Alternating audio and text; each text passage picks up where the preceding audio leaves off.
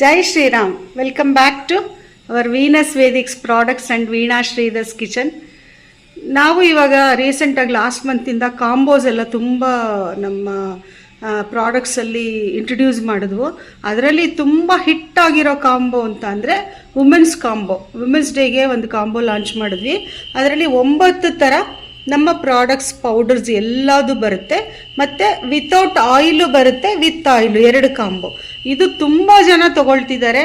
ಅದನ್ನು ಇವಾಗ ನಾವು ಈ ಮಾರ್ಚ್ 31 ತನಕ ಮಾತ್ರ ಇರೋದು.